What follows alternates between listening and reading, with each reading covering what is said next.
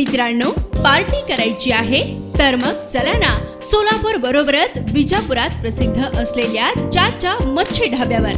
चाचा मच्छी ढाबा, विजापूर रोड, टाकळी, सोलापूर. संपर्क 9765 दक्षिण सोलापूर तालुक्यातील येळगाव येथे अज्ञात चोरट्याने घरफोडी करून घरातील 50,000 रुपये किमतीचे सोन्याचे दागिने व रोख रक्कम लंपास केल्याची घटना घडली. या घटनेमुळे गावात एकच खळबळ उडाली आहे. तर याबाबत अधिक माहिती अशी की येथील अंबण्णा भीमशा बगले वय 68 हे घरात नव्हते.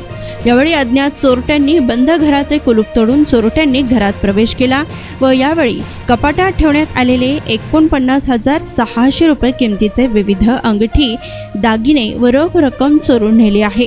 सध्या उन्हाळ्याचे दिवस असल्याने सर्वत्र उकाडा जाणवत आहे. त्यामुळे नागरिक हे गच्चीवर झोपायला जात आहेत तर काही अंगणामध्ये झोपायला जात असतात.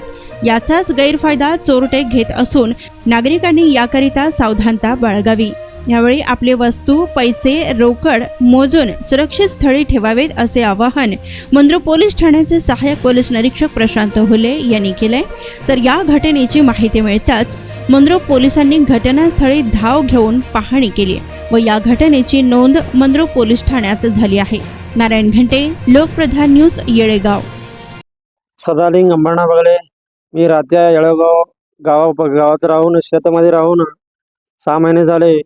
त्यानुसार आम्ही काल दुपारी 3-4च्या सुमारास घरफोडी झाली, चोरी झाली.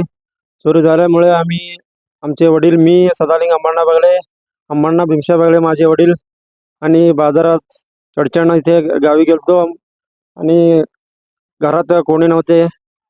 आमची आई, आमचे भाऊ, लहान भाऊ कार्यक्रमाला गावात गेल्यावर आमचे धडधडीत शेतामध्ये घरफोडी झाले आणि 7 तोळे सोने होते. एक रोख रक्कम 7 ते 8 तोळे होते. 8 लाख रुपये होते.